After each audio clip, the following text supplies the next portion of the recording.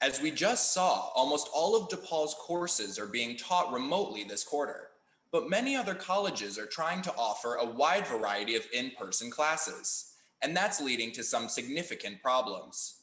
Good Day DePaul's Demita Menezes has that story. Right before the beginning of the fall term, many colleges around the country decided to change course and not bring back students to campus.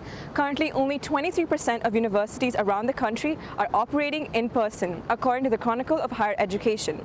Universities who have been operating in person or in a hybrid teaching modality have been experiencing a rise in COVID cases on their campuses, not only among students, but also among employees. The New York Times found at least 88,000 coronavirus reported cases and counting in universities in the US. Despite having rigorous free COVID-19 testing, which around 40,000 students are required to take twice per week, the University of Illinois at Urbana-Champaign saw a peak in cases because of students flouting social distancing guidelines and partying. What we found was the spike wasn't what we had anticipated, which was some kids going to parties and not wearing masks and that sort of thing, but it was actually people who had tested positive and then ignored the call from the public health district, or took the call, knew they were positive, and still went out and did things. So they actually were COVID positive and intentionally out, where they spread the virus. What's up, guys? Who lives here? A similar situation was captured in Oxford, Ohio. A COVID-19 positive Miami University student hosted a party. An officer of the Oxford Police Department saw the gathering and had to break it up. How many people are in the house? Like 10 of them just came by, but they're leaving. They're going somewhere else. There's an input on the computer that you tested positive for COVID? Yes. When was this? This was a week ago. Are you supposed to be quarantining? Yeah, that's why I'm at my house.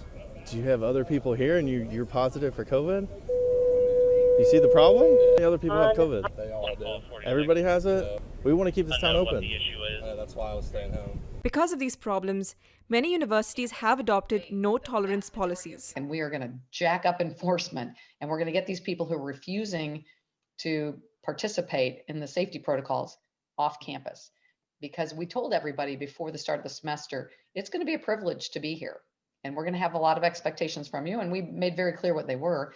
And we said, if you can't follow those, you're going to have to leave. And so so far 9 students have been issued interim suspensions. 5 of those have become longer term dismissals, and 2 fraternity houses have been put on suspension so far. And we've seen our numbers just drop. At some schools, students who get tested positive are separated and put in isolation wards, leaving college students in unfamiliar and unsettling places. But whenever you go into isolation, you're fully moved away from everyone else. And you cannot move. You can't take any perishables with you. You can't take blankets. You can't take anything. You have to take the bare minimum.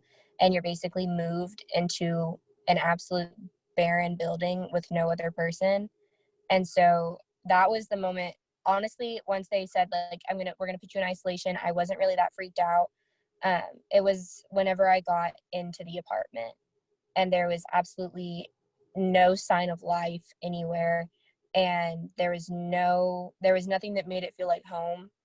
And that's whenever I started to break down. Aislinn Tate, a freshman at the University of Tulsa in Oklahoma, had to isolate on campus after coming in contact with someone who tested positive for COVID. I went through sorority recruitment, and so one of the girls that was one of our pledge classes, so she's the same year as me, she had coronavirus and got a positive test and didn't know that she had it until 2 days afterwards. And I started getting a really bad cough, and I never had a fever, but I called the health center and I was like, hey, I was around this girl and she has a positive test. Should I go into quarantine? I don't have a fever or anything. And then basically it was about 2 days and they put me into isolation. Even though Tate is in isolation, she is still able to attend her in-person classes online. She has a bad gluten allergy, but her university was able to make accommodations for her. And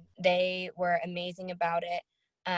They brought me individually packaged and sealed gluten-free things, and that was an amazing experience, honestly.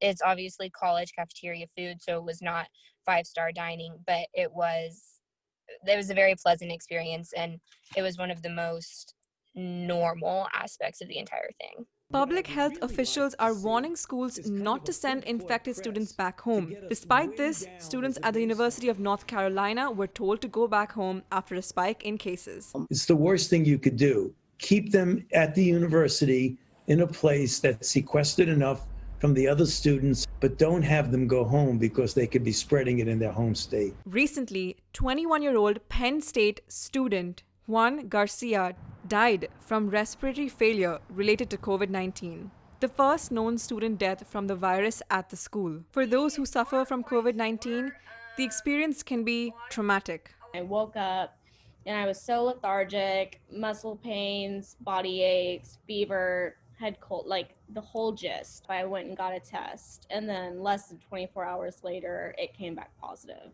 Christina Lewis was isolated in her own apartment and had to prioritize her health over school because of her strong COVID symptoms. I could not do schoolwork because, not to be dramatic or anything, but I got the hard end of the stick, and I was in the hospital for 4 days, and like schoolwork was like kind of the last thing on my head. I would get really lightheaded, and I thought that I was going to pass out. I thought I was going to die because I could hardly breathe. Like, it really took a toll on my lungs.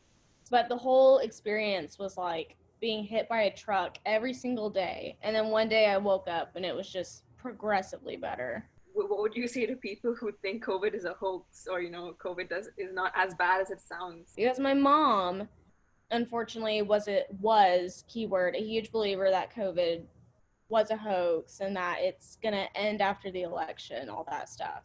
But when I got it and she saw that I was in the hospital and I had a tube down my throat because I couldn't breathe, it really flipped in her head, like, oh, my 18-year-old daughter who barely goes to campus, barely goes to work, wears her mask every day, got it. And so I just asked, like, what would you do if your kid was in the hospital from it?